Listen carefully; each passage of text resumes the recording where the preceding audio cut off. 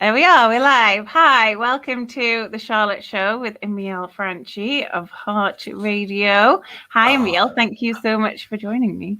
Oh, it's great to be on a camera again instead of just talking into a microphone with no one around me. So it's quite nice. Good. I'm very pleased. And that's what you do as a job, not as a hobby. Well, the hobby's become the job in a way. So yeah, I've never worked a day in my life because I'm doing the thing that I wanted to do. Yeah, that old tired cliche. Well, it must be true. I mean, personally, not from personal experience, but I'm sure that it's true. But I've worked a few days, so I can instantly put that to bed if you like. Okay, great. But thank you for joining me this evening, your Friday evening.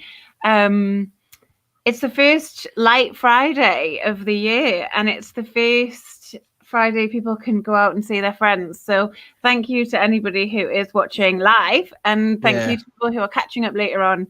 I'm sure that there'll be one or two of you as well.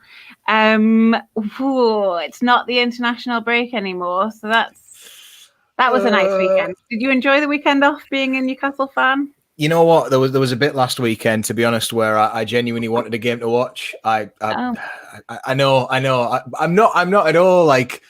I don't really want to sit down and watch Newcastle, but I just kind of sat there and thought, yeah, I could do with it on a Sunday, just to time into next week. But then, here we are. Here we go again. Ready for a big Sunday, and I'm starting to get that feeling where I've seen Alan Saint-Maximin's face, and I'm thinking, Mourinho in Newcastle, who knows? Who knows what's going to happen? It's probably going to be a 5-0 to Tottenham. Positive. You're positive about it. It always happens. Honestly, I'm sure there's like a handful of Newcastle fans who get towards the game still and think, maybe. Yeah. Maybe. I mean, I'm on my final real like stretch of that now. If we lose again, it's just going to dwindle and dwindle and dwindle. And I don't know. There's just something about Tottenham coming to Newcastle and Mourinho coming to Newcastle that says we might only lose 2-0. Wow, that is something to be excited for. Mourinho's been talking today. He's had his own press conference. Of course, Bruce has had his, and we can discuss it. Doug Milford says that he tuned in to see this last night, but it turns out it wasn't Friday. Yeah, very confusing, right? Because it's a bank holiday and all of that. But thank you for coming back, Doug, even after that mistake. But yes, Mourinho's been talking today about the fixture on Sunday, and he was saying that it's going to be a difficult game. Do you think he's full of shit, Emil? Mourinho's the king of planting a little seed of doubt amongst not just his own fans, but the fans that he will be facing up against. He probably likes to have a little game with Newcastle fans in particular. He'll get all misty-eyed and talk about Mr. Robson and everything like that. And he likes to just throw in a few things like, I love coming to Newcastle and things like that. And it's like, oh, Mourinho's coming and he can't win. And then at the last minute, he's going to just trounce us 3-0 in the final 5 minutes, and they'll get the holy trinity of, well, apparently Son is training again. And I'm just like, I'm just thinking, why have I not waited to make the transfer for my fantasy team so I can put him in against us? Because that would be the thing. I've got Bale sitting in there at the minute. But yeah, I don't get this talk of like, I don't understand. I think managers must just have to do this, gentle approach of saying, oh, it's going to be difficult. It's like Football Manager. You have to be respectful of the team until you play them. And then after that, you can just be like, oh, well, we always knew it was going to be really easy to beat them. Exactly. I would really like it if one day a manager like a Guardiola, right? We're playing City. Was just like, no, we're not worried at all. Yeah. This will be very easy for us because we're a much, much better team. I would really like to see that happen. I know. Yeah, tell it how it is and just get on with it. Just put us out of our misery, rip the plaster off in one go, and let's just move on. Yeah, exactly. It would be nice. But anyway, he also said that he because we got a draw at Spurs earlier in the season. He God, said, I forgot about that. Yeah. I was at my friend's house. My friend Tess and my godchildren, and her husband's a Spurs fan, so that was very satisfying. That was the game where we did nothing for 90 minutes. In fact, Nothing. I think was that the August bank holiday? I think it was. It? No, all I remember is that it was in October. in October, because my cousin had a socially distanced party the night before, and I didn't feel well at all the next Neither day. was I. I missed the first half. Genuinely slept through the first half. Woke up, went into the room. I was like, and then all of a sudden Wilson had a penalty, and I thought, oh, this is cheeky, but I'll take the points. Yeah. Probably helping us out at the minute. Didn't deserve anything. Anyway, Mourinho said of this game that the keeper was the man of the match last time, and deservedly, because he was brilliant. So I'm not sure he's aware that we've swapped out Darlow for Dubravka at this point. I've seen this that Dubravka has had a baby. He's a new dad again, first child, is it? I think it's his first child, but then William, yeah, William Dubravka is a hell of a name. It is good. And I saw today, was it that Steve Bruce was saying that Dubravka's not feeling very well? I was like, he's got like, it sounded like he was describing as if he's got an upset tummy. Yeah. And I thought, like, hang on a minute, his missus just had a baby. Like, surely you can like give him this time off and at least say, oh, he's got like what, paternity leave? Do players get paternity leave? But he was like, oh no, he's not been feeling very well, but he's coming anyway. I was like, he's just tired. He's not slept for 2 nights. What are you on about? Yeah, my friend's just had a baby a week ago, and she rang me today, and she was like, "Yeah, my husband, I think he's struggling with the sleep thing." And I went, "Oh, poor him." And she went, "No, not poor him. He's doing anything here. I've done all the work." Yeah, so please don't. Dubravka can suck it up, and he can play on Sunday. I'm sure it'll be fine. He'll be absolutely fine. Anyway, Paul M is watching. He says, "Is anyone looking forward to seeing us play? Even TV have put all our games on early now, so we don't fuck everyone's night up." Oh, I saw that. I did my calendar when I put all the matches in for some strange sadistic reason that I just go, oh, Newcastle will be on that side. We've got a lot of 12 o'clock kickoffs coming up in a few weeks. We've got a lot of 12:30s on a Saturday, so this is like 2:05. Yeah.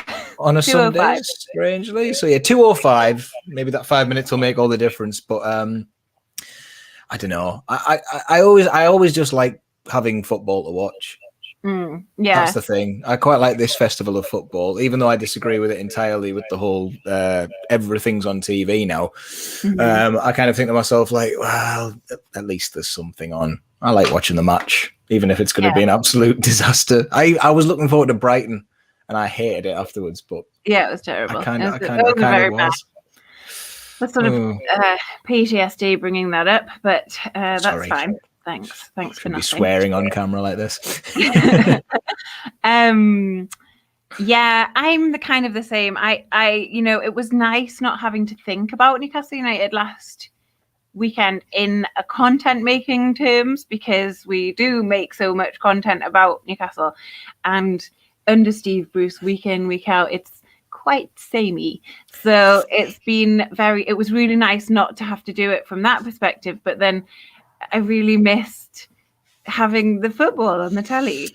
Yeah. I know. I sat and watched a bit of was it the Albania game England had on the Sunday night? Yeah. And it kicked off at like 5 o'clock. And I was just like, this is You're a big Albania fan. That was it. I really like that guy who briefly played for Sunderland, I think. That's the only Albanian player that I know. What was his name? More than I've got. He was a centre back for Sunderland. If anyone wants to, if anyone knows who his name is, then please let me know. Lorik Chana. He's a Macam in disguise. Yeah, he wasn't playing, so right. I'm massively disappointed. I think he's retired now, anyway. But yeah, no. I'm like, where is he? Oh, yeah. Oh God, all the people. Yeah, it was quite. It is always weird when you see the International Week, because you always see like a load of names that you always forget were still playing football, like Goran Pandev scoring against Germany in the week. But yeah, I just international weeks don't bother me. Just get us to the finals. I like to make that's sure that fun. I like to make sure that Italy qualify because kind of roots and family. So I just like make sure that the Azzurri get through because they didn't make the last one, and that really I hated that because it was a good World Cup, which allowed me to support England fully, mind. But yeah, as long as both of them get there. Then to yeah. Well, it was good. It was like Italy just like dropped out of that World Cup, and England had their best World Cup in ages. So it made it a lot easier for me to support because I think that 2 tournaments prior to that, Italy played England. And it was not a comfortable experience watching Andrea Pirlo chip it over. Inside. No, it's always Italy. It's always Italy. Right. I'm afraid. I'm sorry. Is it because the food is better? No, I my dad just is Italy, so like he I mean he's from heaven, so it's not exactly like it's not exactly like multicultural, but yeah, I've just had it instilled into me that England were never the fun team to watch, and so far I've seen Italy win 1 World Cup and England win none. So yeah, non-World Cups, non-World Cups. Yeah, that well-known chant. That's nice though. It's nice to have that. What was the question? I got lost there completely. And the question doesn't matter, Emil. No. The question doesn't matter. Although Paul M says the entertainers. I assume you mean the team. I would have lost the N. I would have lost the N. The EN. The entertainers. Entertainers.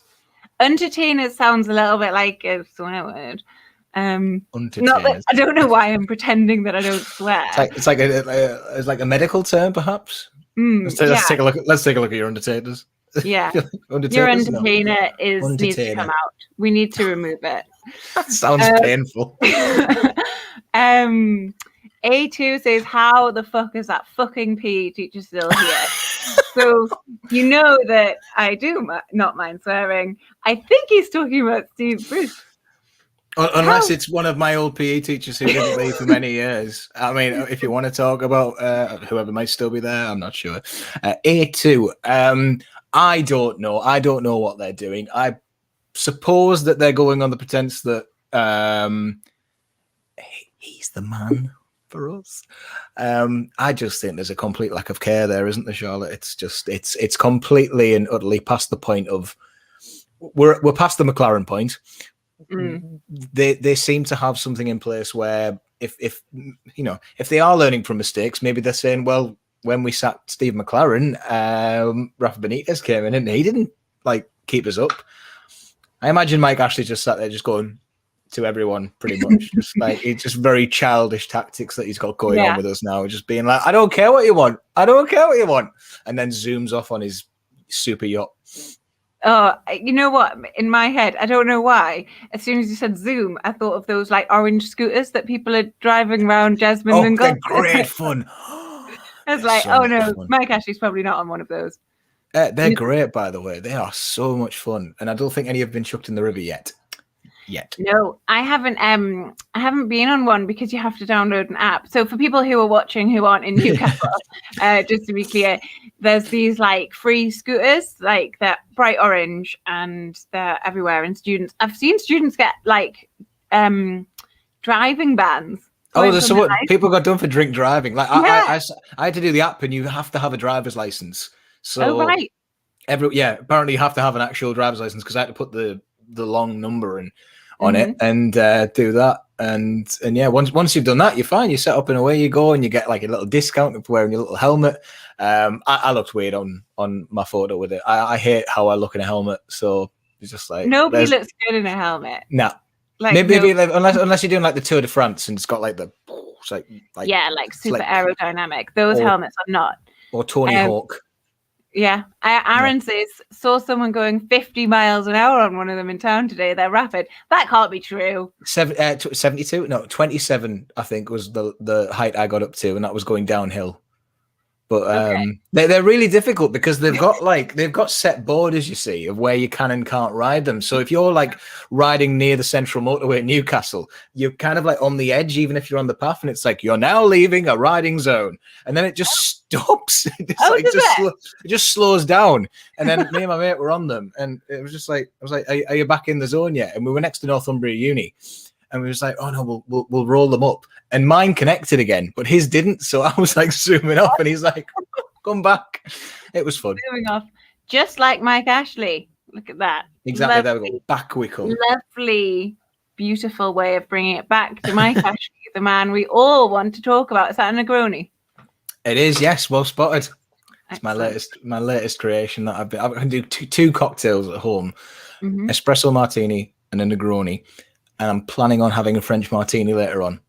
Oh, very nice. Yeah, Very nice. We've got some Chambord. Oh, very good. It's very versatile. Nice in champagne as well. A bit of Chambord. Yeah, I've got some flutes now. Yep. Mm-hmm. Back to Mike Ashley. D. Arnold says, do you think he hasn't been sacked because nobody else wants to work with Ashley? Well, it's a hard one, that, because such a thing as working with Ashley. They could still sack him. And also, how much does Ashley actually have to do with it? I think there's still a few yes men out there. There's still a few from the club, if you like, of the Pardew cloth. Mark Hughes is still threatening to come to Newcastle. I mean, at least I think so. The way people speak, it's almost like Mark Hughes has messaged them directly saying, I want the Newcastle job. Then there's Tony Pulis has been mentioned. I thought, oh God, this is like, it's like, no, please. But then again, you know what? I've had conversations about Mark Hughes. I've had conversations with Tony Pulis about Tony Pulis. And I've said that if they came and did a style of football that did all right, like Pardew in his 5th season, I'd be absolutely fine with that. But then it's about maintaining that. And, you know, if this is the thing I think about this squad at the minute is we've got, I know not at the minute, but we've got Sam Maximan, we've got Wilson. If we could just get someone to come in and play a better style of football, I would honestly be happy to see us doing well like Leeds. You know, a manager playing a style with the tools that he's got. The thing with Leeds as well is, sorry to interrupt you. No. I have nothing else. Okay. The thing with Leeds as well is they have this very clear identity, I think. Yeah. Like, it's a very you could really describe Leeds. They're this athletic side, they're a very attacking side, they're like, you know, they're going to run around a lot. They've got this very clear vision, if you will, as a squad, and we don't have that at all. It's like when we came up, we had this championship side that everyone spoke about, but when Houghton brought us up and when Rafa brought us up, we were playing a style that at least got the best out of mediocre players, if you like, who'd done a season in the Championship. Leeds have got the added luxury that Patrick Bamford is playing like Andy Carroll did when he came up in the Houghton season. And, you know, Bamford's a good striker, but he's never going to be world beating. You know, Man City aren't going to come in for him to replace Aguero, and that's no disrespect to Patrick Bamford. He's very much a lower table, upper Championship player. Yeah. I'd go so far to say that he's probably a better Dwight Gale, but you'd want Bamford in your team. He's got a new contract. It's all right. Yeah, we can talk about that too. He's okay. Well, apparently Steve Bruce has got nothing to do with that. But yeah, we'll get onto that. He's speaking to the club. Who is he speaking to? He's DMing Lee Marshall. That's it. That's what it is. He's just having a quick chat with him. He's not actually discussing contracts. Everyone's on furlough. Nobody will speak to me. Yeah, anyway. Please, can I have a contract? But yeah, no. Leeds have got some great players in there, though. I mean, right, Rafinha is just like sensational. And they also have the likes of Stuart Dallas, who can do mad things, even though he's a defender, but they're playing him as a midfielder. They're organised, and that is all I'm asking for. If Mark Wright came and organised us into playing a game where we could actually win a game, then great. Because I feel like any manager could set us up better than the way we set up against Brighton. Yeah. And I think you know, that's not even like an anti-Bruce thing. I would say my dad could set us up better than Bruce set us up against Brighton, because all you have to do is just say, we're losing 3-0, or at least we're losing 2-0 at that point, or 1-0. Let's bring a striker on. No. Put him on the left. Bring Longstaff on. Bring Longstaff on. Striker, that's absolutely insane. Don't do that. NUFC opinion blog, which is Dan Wales, who also writes for True Faith. Hi, Dan. He says this. Hang on a minute. I know how old he is, so there's no way that he knows too much about this. I know. He's He's watched the VHSs. He Yeah. says, for me, Leeds are like Newcastle when they were first promoted in '93, but not as good. Similar sort of playing style. Yeah, it's not a very defensive playing style, is it? It's No. quite forward. It's Well, they like concede, and that was it. Man United, they lost 5-2 against, and Yeah. everyone was like, "Oh, but they played well." It's like, yeah. maybe, but It's interesting because it is a little bit like that, and that is quite an old school approach. But it's working for them. Do you know what? Like, far be it from me to say, oh, what, 30 years ago, rubbish, because we're the ones hovering over the relegation zone. Yeah. A2 says I'd have Hughes and Pulis over Bruce, to be honest, but then also went on to say I'd also have a pile of excrement over Bruce. So I enjoy it too. It's just like brilliant. And then Aaron says the fact that we're even mentioning Pulis higher is so bad. Shows the state we're in.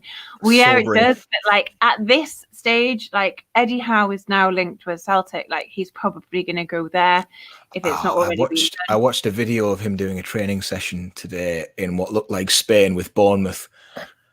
I was like, this is. I was like checking. Is like, is this an X-rated site that I've stumbled upon? It's Eddie Howe shouting at players and calling Ryan Fraser wee man. I thought, oh, you dirty man, you there doing drills with the players. I mean, who are you? And oh God, take my number.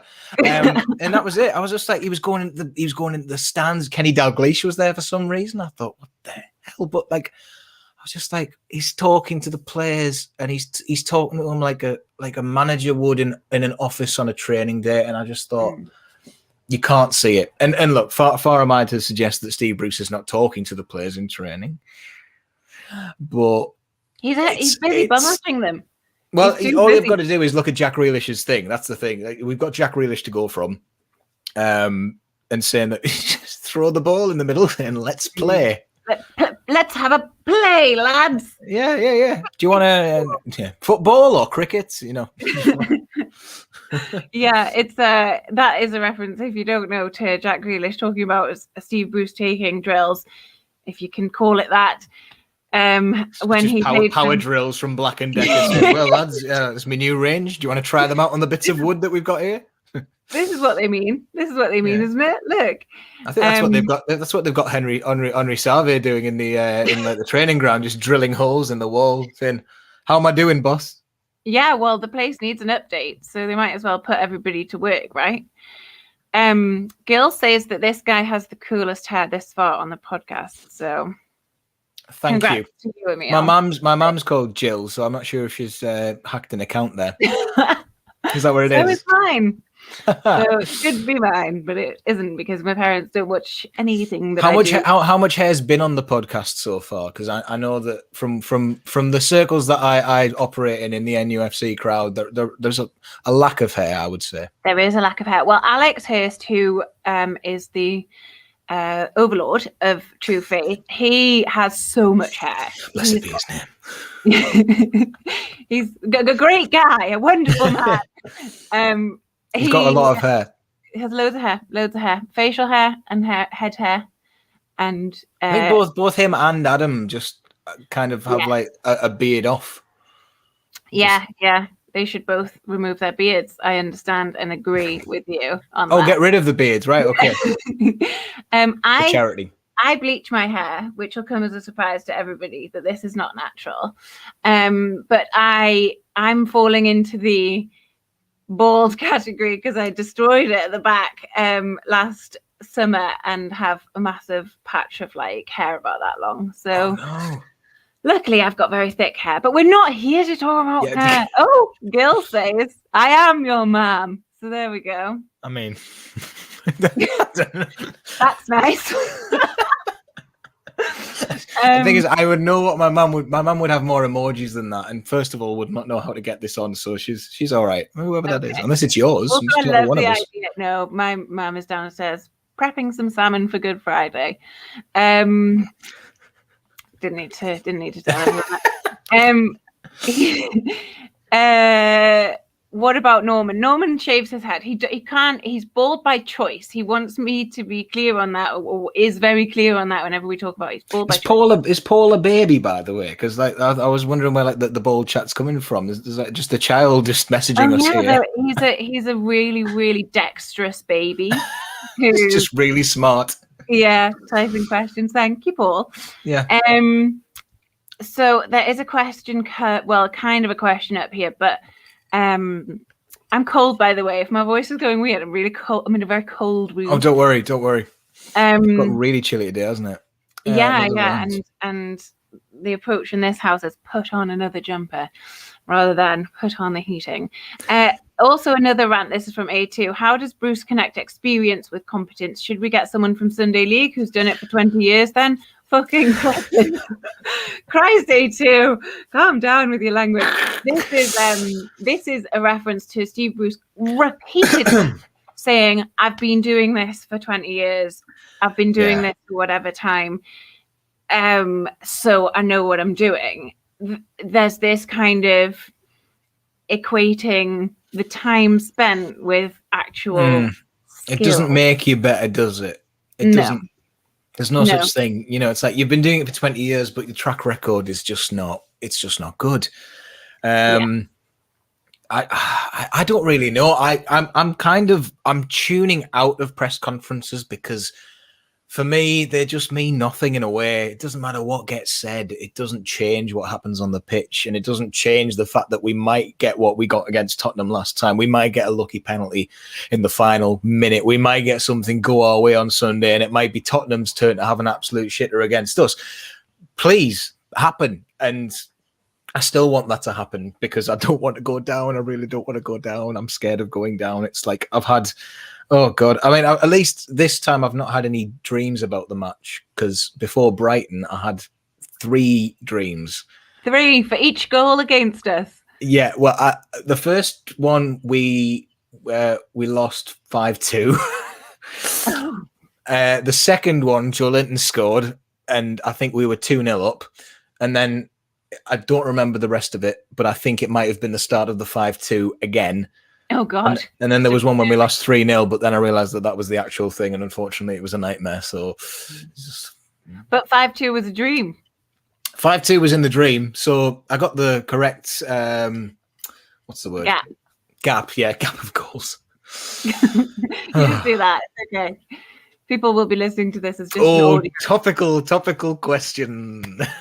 Can you tell me how much... Is this one you're talking about? The one that's on the screen, yeah. Can you tell me how much experience you've got in the podcast industry? Apparently, that's vitally important in determining your competence in the role of podcaster. What could he be possibly on about? Well, look, Charlotte, you're not the first person to have. You're not the first person to have Emil Franchi on a podcast, so it's just. Sorry to break that news to you. Well, I'm just grateful to be allowed to do it as a woman. You know. Same. It's good for me. I have. This is not an industry. This is not a podcast. We're on video. Yeah. This isn't a podcast. It's a show online. A podcast is something that has. If we were promoting Beer 52, sorry if anyone is associated. If we were promoting Beer 52, then we would be a podcast. If I was promoting Harry's Razors, we would be a podcast.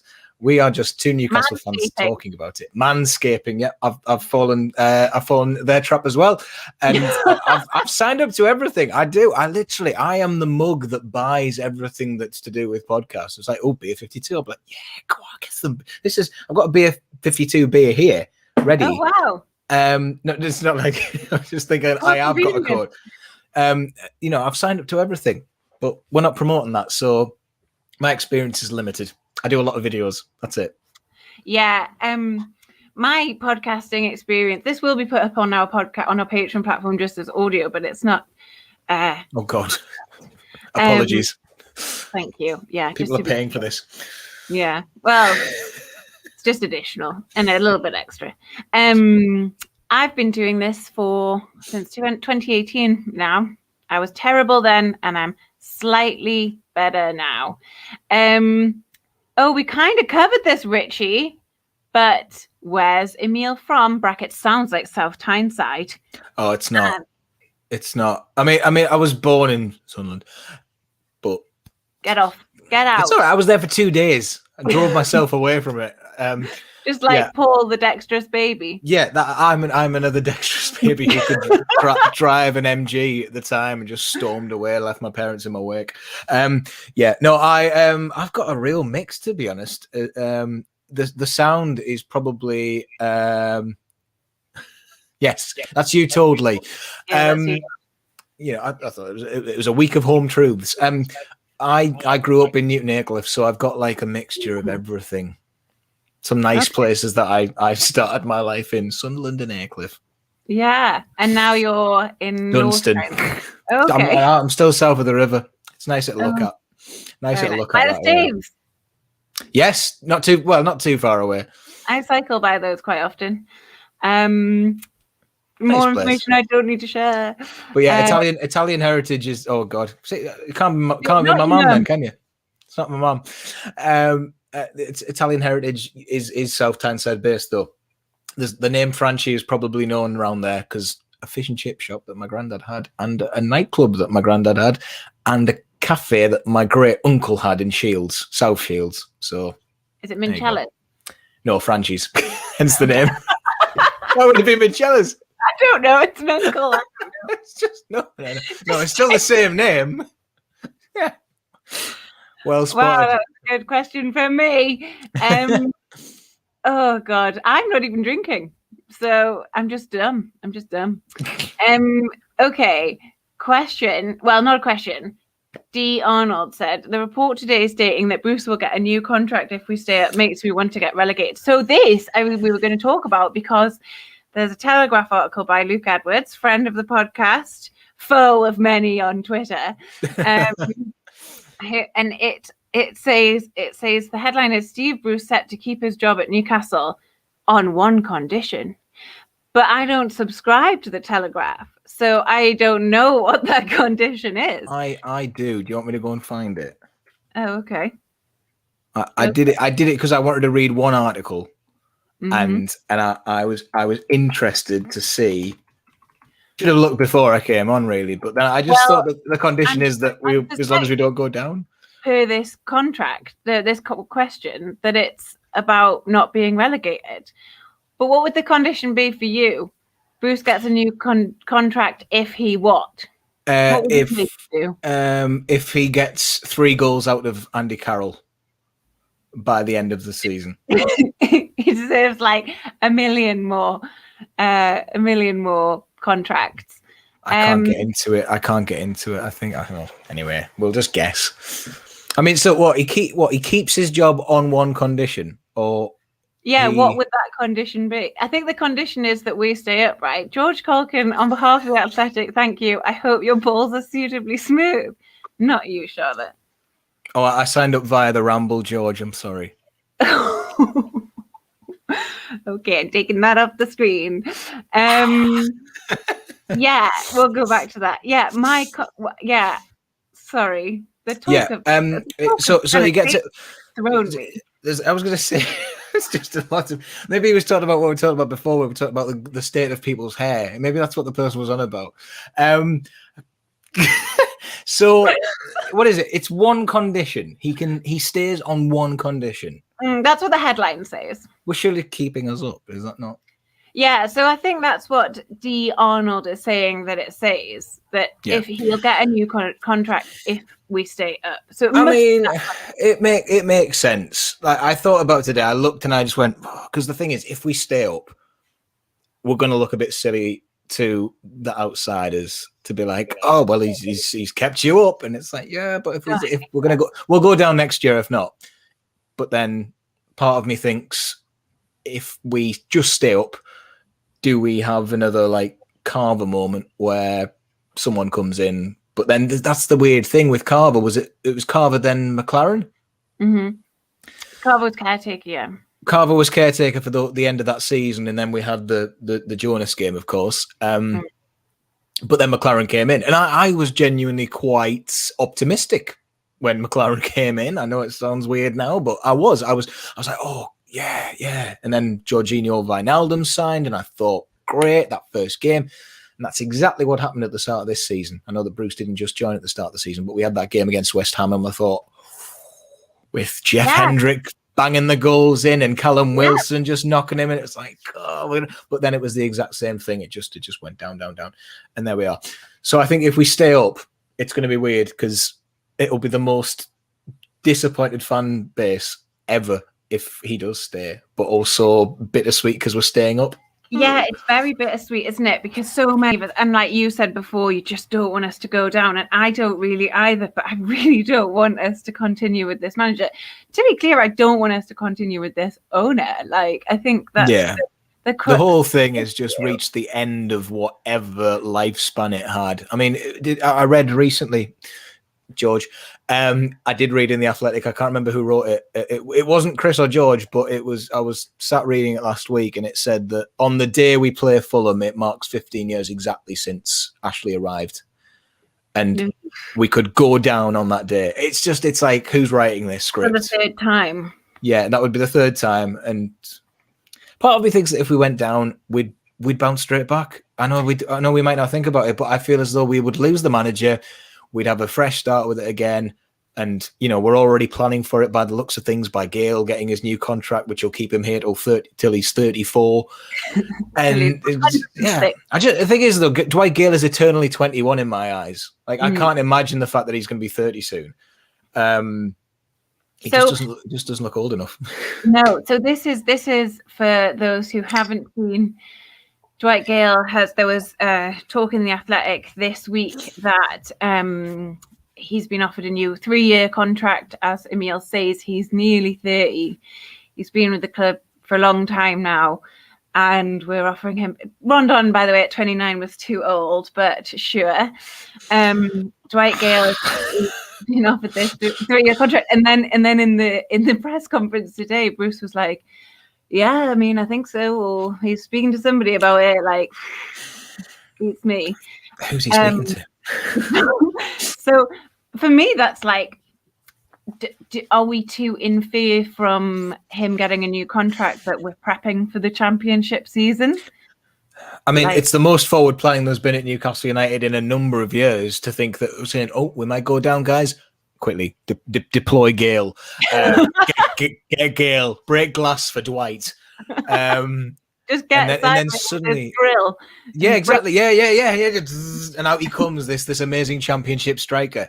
But that is the thing, like, as much as people say, I think Norwich fans are a bit like this. They know that they're a yo-yo club. Jake Humphries said before, but at least you know that you're going to get a bit of a decent season in the championship, because that is the thing. We might not bounce back straight away, but I would go so far to say that Newcastle would at least be about 6th or 7th in the championship. That's like you're saying that, like, we'll be okay. He loses his job if we go down, and it's what we were saying before. We bring in any new manager who seems to have at least an ounce of a bit more of a style, then you never know. Here and there, likes a tactic here and there, likes a drill, likes a cap, and has a southern accent with blonde hair and rhymes with Medi Mao. I'm afraid he might be going further north than us, but see, if Rafa loved Newcastle, he would go and take the Celtic job, stop Eddie Howe from getting it in order for Eddie Howe to take the Newcastle job. That is a long game. He's up there and he's watching down on me now, thinking, "Oh yeah, I will save the club." He Dan Wales said, "How's your Rafa picture?" So he must have been referring to that one. Still there. Yeah, it's not going to go off or anything, Well, if it's right in the sun, it could get sun bleached. Unless it's like the picture of Dorian Gray. Yeah, if it starts to get am I affected by it? You're getting younger and younger as Rafa's picture ages rapidly. I'm the same age as Dwight Gale, so I think I am actually. So how old is Dwight? Dwight's 29. 29. All right, I've got 2 years on him. It's okay. You're older than him or younger than him? 27. So I'm all right. It is strange when I look at the team, though. I just think, it's like, oh god, like they're so like, there's like the cells is younger than me. I don't like it. Yeah, I get upset about that, but only because of the vast amounts of money that they're earning. Yeah. What have you done at 26? Paltry amount. Somebody says, so what could the condition be? Somebody says Bruce gets a new contract for me if he finishes with us top 4 this season. Wow. What an incentive. The bonus will be incredible. I would love to see it. Lee said, oh, Lee, why did you say it? The condition is that he agrees to wipe Justin Barnes' arse on demand for the duration of the contract. Why would that be a thing? Why would that be a thing? Which one's Justin Barnes again? Is he the HBA agency fella, PR guy? Or something? I don't know. There's so many names that I just forget. There's Charlie and Barnes and Marshall are the only real ones that I... Anyway. Doug says he thinks Gale will be 31 this year. Well, you're wrong. I Googled it when he got his contract. I like the idea that is the main takeaway from it. It's like, no, we're going to discuss how old Dwight Gale really is. Yeah, it's not like Atsu's birth certificate. Maybe it's like one of those things that's like, you know, celebrities are always a few years older than their... Mariah Carey. She turned 52 last week, but apparently it's 51. But then no one knows. So for the rest of her life, she is either one or the other. Mariah Carey sort of transcends age, though, I think. She's a vision of love. Exactly. What a beautiful sentiment. Let's have a little look. Thomas Quinn says, I think if he stays, he'll resign by Christmas if capacity crowds are allowed. Now, that's a question people are talking about a lot. Like, if fans were in the stadium, would he still be a job? Yeah. Like, what do you think? Well, if fans are in the stadium, though, are fans going to be too focused on him, or are they going to watch the match? Not saying that anyone's going to not boo Bruce, but if we win a game, we know fine well that the atmosphere at some games can be absolutely electric. Some games, big if on that one. But I don't know. I really don't know. Like, the club does not listen to the fans, so we can forget this idea that we can affect anything. Because the only thing that we... sorry. No. Just saying, like we booed Pardew and we kept him in the dugout once. That's about it. We made Rafa stay, but Rafa had 2 years left on his contract, so it was down to him rather than the club to do that. Was it 2 years, 3 years? I can't remember, but I don't know, Charlotte. I just don't know.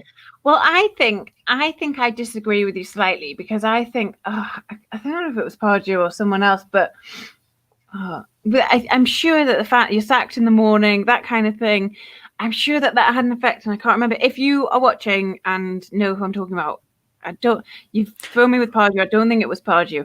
Well, Pardew left of his own accord anyway, because he went to Palace, didn't he? So it was more like the fans were so sick of him. And I know that McLaren got a load of it, but again, McLaren just took so long to sort. It just was like, oh. Yeah. But I think it would just be impossible to ignore, and it would be impossible as a manager. I know he's like here for the duration, and he's in it for the long haul and all of that great stuff. Rolling my sleeves up. Yes, taking off the gloves. But I'm sure that if fans were in the stadiums, because Steve Bruce has repeatedly says he doesn't walk away from a challenge, and then his record shows that he does in fact walk away from any challenge. But all of those challenges have been Allardyce. This is it. Yeah, thank you, Lee. I knew I was fans reacted to Allardyce. Yeah. Okay. And that was early years Ashley, and then he brought in Keegan, and then it all started, man. Like that's the thing. It's like that was the beginning of the spiral of like weird decisions. It's like, oh, what can we do to appease these fans? I know, I'll bring in Kevin Keegan, who's not had a job in however many years, and we'll just see what happens. And then we won a game in the FA Cup where he was just sat in the ground, and everyone thought, oh, Keegan did it. We won 4-1 against Stoke, and it's like, it's not the same. It's going to be a disaster. It's everything about this is just screaming bad idea. And I feel as though reaction can do it, but like Allardyce was in his first season. We've been at the stadium with Bruce Beer there. I know that the last season when we were there was a little bit different because we were actually putting in some performances, but I just don't know. I don't know. We here in the second part of his comment that the hatred for Bruce seems to be a different level. I know that we're still in this social media bubble, and it is keyboard warriors. hysterical. Ready, Steve. Ready to fight. And it is like, yeah, It's so hard to say what's going to happen because we just don't know what we've not been in the stadium to have this atmosphere, which is going to be like fever pitch. Like it's going to be horrendous for him, and you know, if he can absorb that, then you know, fine, take it. But I would not like to be in your position. So we just go back to the argument again of being like, you're very lucky that fans aren't there, but we will cross the bridge when we get to it in terms of finding out what the club react to fans' voice, because I mean they've stood out. We've had war flags outside the ground. Yeah, they're not looking at it. Next, like you can't. That's not just a little vocal group on Twitter. That's, you know, that is a pretty big thing. And then also the Chronicle did this poll this week. Was that put to him today? Yes. Yeah. I don't know what the question was, but he said people are entitled to their opinions. He seems to think it's a small majority, even though it's 14,000 or something. Yeah. You know, we had like 14,000 vote on the Toon Polls poll on Twitter as well. It's like it's not a minority anymore. There is not many people who have a good word to say anymore, and it's beyond a joke, really. No, and we had on the podcast, I think maybe last year, we had a guy come on. He approached us and he really wanted to come on and talk in defense of Bruce and say like why we should give him a chance and all of this stuff. And he was, you know, happy to have that voice on, because most of us are kind of Bruce naysayers and most of us like weren't expecting much. And it's good to have a balance and all of that stuff. Yeah. And he messaged the podcast a couple of months ago being like, hey, like you had me on to defend Bruce. I just want to say you were all right. And he's terrible. And it's good to see that he was open to changing his opinion, though. That's good, isn't it? Yeah. And I think his point had been, we've got to give him time and we've got to do X, Y, and Z. And I think everybody said, at the, you know, when Bruce took the job, that the second season's the real test, because these, for the most part, are players who have worked together under Rafa Benitez for a couple of years or 2.5 years and are really well drilled, to use that phrase again. And then but they were really they were great. Like Fabian Schär was one of the best players in the world. There was talk of him going to Real Madrid and things like that. And again, that's what you can do with a team of misfits and get them playing. Yeah. Paul Dummett's never played so well. Paul Dummett had the biggest glow up ever. Nice use of glow up. You know, with the rest of the boys, I'm so like, you're a lot more au fait with that language. So very They wouldn't really. I don't think Alex would know what a glow up was, but maybe I'm wrong. Oh Christ. Anyway, so Bruce's second season was always going to be this big test, and it's not one he's done well at. No. And then Lee says certain people are entitled. He seems to think Craig Hope has created 14,000 burner accounts. Like maybe he does, but Craig made that point today on Twitter as well, that, you know, people aren't entitled to their opinion because you've banned me from the ground. Not exactly. Me. Yeah. Just the hopes. That's it. Yeah. Just the hopes. No. Hope is in my name, so maybe it's just it's a blanket ban. But yeah, well, I guess I am kind of banned from the ground because everyone is. But I thought there was gonna be some like major revelation there saying, I was the streaker who went and hugged Mitrovic that time. That was me. I'm the one who slipped. No way. Not me. Too cold up here to do that. But here we go. Thomas Callahan says, I would suggest that Bruce should get a contract extension only as long as they make him the world's most expensive gardener. In the space of 5 years, we've had cleaner and gardener come up so far. Like, not a lot. Denigrating those good jobs, by the way. There's going to be a lot of cabbages. I was going to say before, if people are allowed in, the cabbage watch will be off the scale. because Yeah, they're gonna have Villa to fans started a movement. Yeah. Well, there's already cabbages at the training ground. Have you seen those pictures? I've heard there's cabbages there. I've heard a story that there was about 100 there the other week, and that came up in like an email that I subscribe to, which is full of like celebrity gossip. So it'll be all the stuff like when Piers Morgan was in the news the other week. Oh, do you know? Yeah. Do you subscribe to it as well? Pop Bitch. Was it Pop Bitch? Pop Bitch, yeah. Steve Bruce and the Cabbages turned up in Pop Bitch, and I thought this is too much. Like, it's fraying the lines between the stuff that I want to read about. And it was like, oh, Steve Bruce Cabbages turned up. I was like, surely we would have seen like this reported because of Twitter being Twitter and enough people living near the training ground to say, like, did that happen? Apparently there was like 150 cabbages and they were put onto the corrugated fencing and like stabbed on top as if they were like heads Victorian, on like heads on spikes and stuff like that. Yeah, and I was like, oh, it's fantastic. I hope it was. But my favorite line in that article bit that said they were removed before Steve Bruce got to work.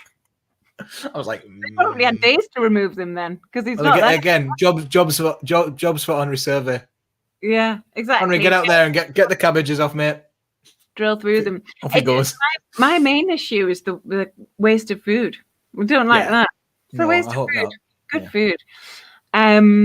Serious Cabbage question soup for you from Delish. Sauerkraut. Serious question. It's cabbage, isn't it? Yeah. Yeah. I thought you were just shouting random foods at me. Sauerkraut. I've just gone completely mad. Serious question for you. Yes. Who would your realistic choice to be to replace Bruce? Realistic stuff, isn't it? Is Eddie Howe realistic? I think so. I think he's realistic. It all depends on. You're obsessed with him. I've just seen The Other Side today, Charlotte, and I liked it. I mean, I saw Martinez battered around this week, and I forgot that he's still at Belgium, so we can forget that. However, Graham Jones has obviously got the connection with Martinez.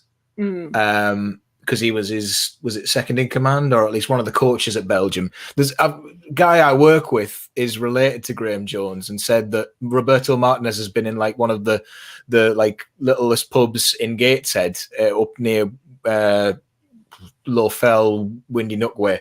And I was like, Roberto Martinez has been in there. I was like, oh yeah, Graham Jones took him in for a pint. I was like, all right, I genuinely believed it, but then I was like, well, probably makes sense. So I was like, when I saw that link come up today in the Chronicle, I was like, surely not. But then could that happen? Would you realistic? There's no realistic choice, is there? There's no realistic choice unless we are physically in that position where he's gone and we have to start looking at options. Depends where we are. I feel like the realistic choice is Graham Jones. Like George and Chris did a Twitter Spaces with me, and I mentioned it the other week, but George said that this appointment of Graham Jones is probably the contingency plan. Yeah, no, I could see that. I think that it's contingency if we were to need the John Carver moment. So it would purely be that Graham Jones would perhaps be the caretaker to the end of the season, and then assess should he keep us up, because then it would be one of those classic cases of being like, oh, he's done a great job in those 3 games to keep us up. Give him the job. And then like, oh, don't give him the job because he's not proved himself. Good, learn from your bloody mistakes. Oh God. So yeah, they don't do that though. That's not what they do. They don't lean. Think. Somebody being like, "Aye, Martinez in Windy Nook, imagine." Swear to God, Sutherland's pub in Windy Nook. It's a sound little pub. He's been there, so there we go. Came over with Graham Jones. Love that. It's good. You've got like the pubs are still closed, so nobody can verify your claim. Well, this was when Graham Jones was at Belgium, so. I just mean that I can't like. I didn't see him there. I did. On there. Okay. Go over and be like, Roberto, do you fancy a pint? Sorry. Do you think? Oh, well, he would. He'd drink a nice. He'd have chips and mayo and a nice Belgian blonde. Well, he's Spanish, though, isn't he? Yeah, but he's. Is he Spanish? Yeah. Yeah, Martinez. Yeah. Yeah. But I'm a cone of churros and a pint of salmon curl. Oh, sangria. Okay, we had a fun question, which I'm going to ask it. Bellevue. Aaron says Bellevue. Is that the question? No, the pub. The Bellevue. No, it's Sutherland's. Genuinely Sutherland's. Okay. Like it's the one that my mate's auntie owns, so, and is related to Graham Jones. There you go. All right. Okay. Go. Your story checks out. So far. Let me have a look. It was about who would you want to have a drink with, alive or dead? And there's that classic joke, alive. But here it is from Chris. Question for you both. So we'll do this, and then I'll let you go because it's nearly 8 o'clock. If you could have a pint with any celeb, alive or dead, who would you choose? The joke answer is an alive one, but who would you pick, Emil? I feel like we should take this full circle and say Neil Armstrong. No, possibly. A pint with. Does it have to be football? No, it says celeb. Anyone. Oh, I'd have a drink with Freddie Mercury because I'm a big fan of Queen, and I feel like he'd have some stories. That would be a great one. That's really good. I think he'd love a pint. My instinct is to say Beyonce because I love Beyonce, but actually I think it would just be I wouldn't be able to speak or have fun. I'd just be standing there like, I'm so sorry that I'm here. I should leave. That's one So hard. I don't know. I feel like you'd be like Alexandra Burke and on X Factors, but exactly. Yes. Yeah. Do you say Will Arnett there? From Arrested Development. Oh, brilliant. Is that just so you could say I've made a huge mistake when he didn't turn out to what you wanted him to be? Brilliant. Exactly. Yes. And I love him, and he's really. I think he's actually sober, so wouldn't be a fun time. But you're picking the wrong people. It's like a pint with Beyonce, but I wouldn't speak to Will Arnett, but he doesn't drink. I'm really bad. Paul Rudd. I picked Paul Rudd. That's my final answer. That's it. My final answer. Oh my god. Okay. Let's. I'm so sorry I've kept you for so long. Oh no, I thought it was an hour, so I'm good. Okay. This has been well done. Excellent. It's flown by. It's so fun. I was worried we wouldn't have too much to talk about because Jonesy says he can't see Beyonce drinking pints. Is that Graham? Is that Graham Jones? Is that him? Did you take Roberto Martinez to Sutherland's in Windy Nook that time? Answer now. Tell me now. We've got 4 minutes. I want to know, what did he have? Did he have chips and mayo? No, it's churros and sangria. Churros and sangria. Well, to be fair, it's hard to tell what's continental at Sutherland's. Whilst we wait, okay. Oh no, definitely not from Jonesy. My integrity is shattered. Awkward. All right, it's the game on Sunday. Remember, we're talking about. God. What's the score going to be at 4:05 p.m. on Sunday? Realistically, we're probably going to lose 2-1. Okay, that's. I've seen us play Tottenham too many times to get optimistic about it. Ultimately, they are a very good team. They've got one of the best strikers in the world, if you like, with Harry Kane. And if Gareth Bale comes on against Newcastle, is there an argument that Kane might be a little bit tired after all? Kane's never tired. Kane is never tired. Never tired. Not when you're faced with Newcastle United. See, Mourinho might have minced his words a bit, but not Kane. Kane will just be like, yeah, it's Newcastle. I'm going to score a hat-trick. And I hope he does, to be honest, because I've got a fantasy league riding on him as well. So boost me up there. You are a secret Macam, aren't you? Not even a secret. I think we're going to get a point. So I'm saying 1-1. You know what? I would love that. Kevin Keegan love it because I think that for some reason, I feel as though we can keep 3 points on Fulham right to the end. Mm-hmm. And make they've that got last game something. Well, not even to make that last game something. I just feel as though that they have got such a horrible run. Very nice. It says something nice about Charlotte as well. Embarrassing me like that. I don't know. It's so hard. It's harder to watch Fulham than it is to watch Newcastle at the minute because you just know that they might do something. But I feel as though their games where they were just doing weird stuff has possibly come to an end because they can't score as much as we can't. So Yeah, it is a strange place to be as a Newcastle fan, like desperately looking at what the Fulham score is going to be, or like having one eye on a Fulham game. It's just, I think one win keeps us up. That's it now.